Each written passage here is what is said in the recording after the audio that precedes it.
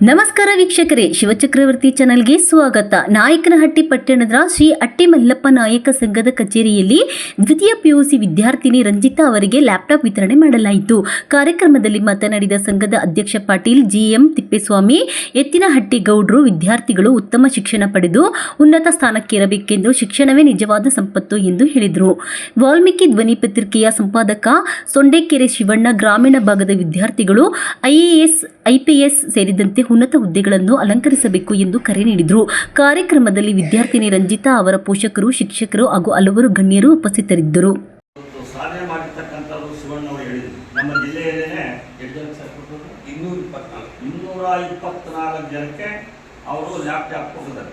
224 ಜನಕ್ಕೆ 224 ಜನಕ್ಕೆ ಸನ್ಮಾನ ಮಾಡಬೇಕಾದ್ರೆ ಲ್ಯಾಪ್ಟಾಪ್ ಬಂದಂಗನೇ ಅದು ಗೊತ್ತಲ್ಲ, ನಾಳೆ ತಗೊಳ್ತಾರೆ ಅವರು. ಅದು ಅಂಕಿಅಂಶದ ಪ್ರಕಾರ ಹೆಚ್ಚಿನ ಅಂಕ ಯಾರು ಪಡೆದಾರೋ ಅವರಿಗೆ ಅಂಕಿಅಂಶದ ಪ್ರಕಾರ ಲ್ಯಾಪ್ಟಾಪ್ ಕೊಡ್ತಾರೆ. ಈಗ ಅವರ ಸಾಧನೆಯನ್ನು ಇಡೀ ಜಿಲ್ಲೆಯೊಳಗೆ ಸುತ್ತಾಡಿ ಯಾವ್ಯಾವ ಶಾಲೆ ಒಳಗೆ ಏನೇನು ಮಾಡಬೇಕು, ಏನೇನು ಕಾರ್ಯಕ್ರಮ ಆಗಿದೆ, ಯಾವ ರೂಪರೇಷೆಗಳನ್ನು ಮಾಡಿಕೊಂಡು ಗುರುತಿಸಿ ಅವರು ಜಿಲ್ಲೆಗೆ ಒಂದು ಕಾರ್ಯಕ್ರಮ ಮಾಡಿದ್ದಾರೆ ಅಂದರೆ ಇದು ಒಂದು ಮೆಚ್ಚಿ ಆಗ್ತಕ್ಕಂಥ ಒಂದು ಕಾರ್ಯಕ್ರಮ. ಈಗ ನೀವು ಮಕ್ಕಳು ವಿದ್ಯಾಭ್ಯಾಸ ಮಾಡ್ತಾರೆ, ಶಾಲೆಗೆ ಬರ್ತಾಯಿದ್ದಾರೆ ಅಂದರೆ ಶಾಲೆಗೆ ಬರಬೇಕಾದ್ರೆ ನಿಮಗೆ ತಂದೆ ತಾಯಿಗಳು ಶಿಸ್ತಿನಿಂದ ಸಿಪಾಯಿಗಳಾಗಿ ನಿಮ್ಮ ಕಾರ್ಯಕ್ರಮವನ್ನು ಯಾವ ರೀತಿ ನಮ್ಮ ಮಕ್ಕಳು ಓದಿ ಅಂತ ಅವ್ರು ಎಷ್ಟು ಕಷ್ಟಪಟ್ಟು ದುಡಿಮೆ ಮಾಡಿ ಖರ್ಚಿನಿಂದ ಜೀವನ ಕೂಲಿ ಮಾಡಿ ನಿಮ್ಮನ್ನು ಕಳಿಸ್ತಾರೆ. ಆದರೆ ನಿಮ್ಮ ಕರ್ತವ್ಯ ಏನು? ನೀವು ಓದಬೇಕಾದ್ರೆ ಶಾಲೆಯಿಂದ ಮನೆ ಬಿಟ್ಟು ಬಂದಿವೆ ಅಂದರೆ ನಿಮ್ಮ ಬದುಕು, ನಿಮ್ಮ ನೇಚರು, ನಿಮ್ಮ ವರ್ಚಸ್ಸು ಯಾವ ರೀತಿ ಇರಬೇಕು? ಪುಸ್ತಕದ ಮೇಲೆ ಗಮನ ಇರಬೇಕು, ಶಾಲೆ ಮೇಲೆ ಗಮನ ಇರಬೇಕು, ಶಿಕ್ಷಕರ ಮೇಲೆ ಗಮನ ಇರಬೇಕು.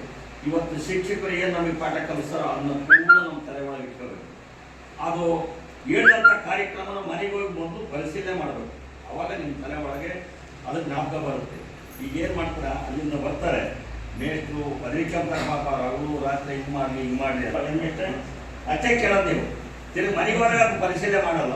ಬುಕ್ ತಗೋಬೇಕು, ಪೆನ್ ತಗೋಬೇಕು, ಮೇಷ್ಟ್ರು ಇಲ್ಲಿ ಏನು ಪಾಠ ಮಾಡಿದ್ರು ಅದನ್ನು ಪ್ರಶ್ನೆ ಹಾಕ್ಕೋಬೇಕು. ನೀವೇ ನಿಮ್ಮ ಮನಸ್ಸಿನಲ್ಲಿ ನೀವೇ ಪ್ರಶ್ನೆ ಹಾಕ್ಕೊಂಡು ಆ ಪುಸ್ತಕದಲ್ಲಿ ಬರವಣಿಗೆ ಬರೋದು ಅದನ್ನು ತಲೆ ಒಳಗೆ ತುಂಬಿಕೊಂಡ್ರೆ ನೀವು ಯಾವಾಗ ಬೇಕಾದರೂ ವಿದ್ಯಾವಂತರು ಮುಂದಕ್ಕೆ ಬರೋಕ್ಕೆ ಸಾಧ್ಯ. ನೀವು ಮೇಟ್ ಹೇಳ್ದಂಥದ್ದು ಕೇಳ್ಕೊಂಡು ನಿಮ್ಮ ಮನೆಗೆ ಹೋಗಿ ಪುಸ್ತಕ ಬಿಸಿ ಹಾಕೋದು, ಅಮ್ಮೇಲಿದ್ದಾಳೆ ಅಪ್ಪೇಲಿದ್ದಾಳೆ ನನಗೆ ತಿಂಡಿ ಕೊಡಿಸು ಅದು ಕೊಡಿಸು ಅಂತ ಹೋದರೆ ನಿಮ್ಮ ವಿದ್ಯಾಭ್ಯಾಸ ಅದೇ ಇಲ್ಲ. ಈಗ ಇದು ಹೋದ ತಕ್ಷಣ ಯಾರೇ ನೀವು ಶಾಲೆಯಿಂದ ಮನೆಗೆ ಹೋದ ತಕ್ಷಣ ಕೂತ್ಕೊಂಡು ಅರ್ಧ ಗಂಟೆ ರೆಸ್ಟ್ ತಗೊಂಡು ಪುಸ್ತಕ ತಗೊಂಡು ಮೇಟ್ ಏನು ಹೇಳಿಕೊಡ್ತಾರೆ ಅದನ್ನು ಪೂರ್ಣ ಬರವಣಿಗೆ ಬರೀಬೇಕು. ಅದನ್ನು ಒಂದ್ಸಾರಿ ಪ್ರಶ್ನೆ ಹಾಕಬೇಕು. ಈ ಜೊತೆಗೆ ಹೋಗಿದ್ರೆ ಪ್ರಶ್ನೆ ನೀವೇ ಕೇಳಬೇಕು. ನೀವು ಮರು ಪ್ರಶ್ನೆ ಹಾಕೊಂಡು ಅದನ್ನು ತಲೆ ಒಳಗೆ ಇಟ್ಕೊಂಡು ಆಮೇಲೆ ಆ ವಿದ್ಯಾಭ್ಯಾಸ ಮುಂದುವರಿಸಿ. ಅವರ ತಂದೆ ತಾಯಿಗಳಿಗೆ, ರಂಜಿತಗೂ ಕೂಡ ಒಂದು ವಂದನೆಗಳನ್ನು ಸಲ್ಲಿಸುತ್ತಾ, ಮಾಧ್ಯಮದ ಮಿತ್ರರಿಗೂ ಕೂಡ ನನ್ನ ಈ ಕಾರ್ಯಕ್ರಮಕ್ಕೆ ಬಂದಿರತಕ್ಕಂಥ ಅವರಿಗೂ ಕೂಡ ಅಭಿನಂದನೆಗಳನ್ನು ಸಲ್ಲಿಸುತ್ತಾ, ಶಾಲೆಯ ಸಾಧನೆ, ಅವರ ಒಂದು ಮನೋಸ್ಥಿತಿ, ನಾನು ಏನಾಗಬೇಕು, ಯಾವ ಕನಸುಗಳನ್ನು ಕಾಣಬೇಕು ಅಂತಕ್ಕಂಥ ಎಲ್ಲರ ಹೃದಯದಲ್ಲಿ ಆ ತಾಯಿಯನ್ನು ಕೇಂದ್ರೀಕರಿಸಿರ್ತಕ್ಕಂಥ ಈ ಪುಟಾಣಿ ಮಕ್ಕಳಿಗೆ ಅಭಿನಂದನೆಗಳನ್ನು ಸಲ್ಲಿಸುತ್ತಾ ಒಂದೆರಡು ಮಾತುಗಳನ್ನು ನಾನು ಹೇಳಬಯಸ್ತೇನೆ. ಚಿತ್ರದುರ್ಗ ಜಿಲ್ಲೆಯಲ್ಲಿ ನಮ್ಮ ಪ್ರತಿ ವರ್ಷವೂ ನನ್ನ ಪತ್ರಿಕೆ ವತಿಯಿಂದ ಅತಿ ಹೆಚ್ಚು ಅಂಕ ಪಡೆದಂಥವರಿಗೆ ಒಂದು ಕಾರ್ಯಕ್ರಮವನ್ನು ರೂಪಿಸುತ್ತಾ ಬಂದಿದ್ದೇನೆ. ಹಾಗೆ ಈ ಅಂಕ ಪಡೆದವರಿಗೆ ನಾನು ಸನ್ಮಾನವನ್ನು ಏರ್ಪಡಿಸಿಕೊಂಡಿದ್ದೆ.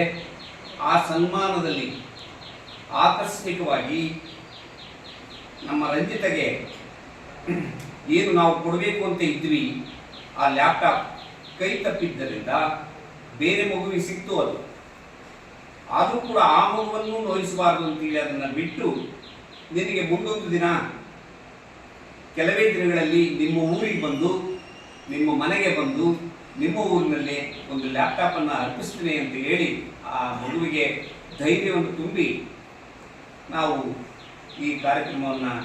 ಇದು ನಿಮ್ಮ ನೆಚ್ಚಿನ ಶಿವಚಕ್ರವರ್ತಿ ಚಾನೆಲ್. ಪ್ರತಿಯೊಬ್ಬರೂ ನಮ್ಮ ಚಾನೆಲನ್ನು ಸಬ್ಸ್ಕ್ರೈಬ್ ಮಾಡಿ, ಲೈಕ್ ಮಾಡಿ ಹಾಗೂ ಶೇರ್ ಮಾಡಿ. ತಾಜಾ ಸುದ್ದಿಗಳು, ಜನಪರ ವಿಚಾರಗಳು, ತನಿಖಾತ್ಮಕ ವರದಿಗಳು ಮತ್ತು ಭ್ರಷ್ಟಾಚಾರದ ವಿರುದ್ಧದ ವಿಶೇಷ ಸುದ್ದಿಗಾಗಿ ಶಿವಚಕ್ರವರ್ತಿ ಚಾನೆಲ್ ವೀಕ್ಷಿಸುತ್ತೀರಿ. ಸತ್ಯದ ಪರ ಧ್ವನಿ ಶಿವಚಕ್ರವರ್ತಿ ಚಾನೆಲ್.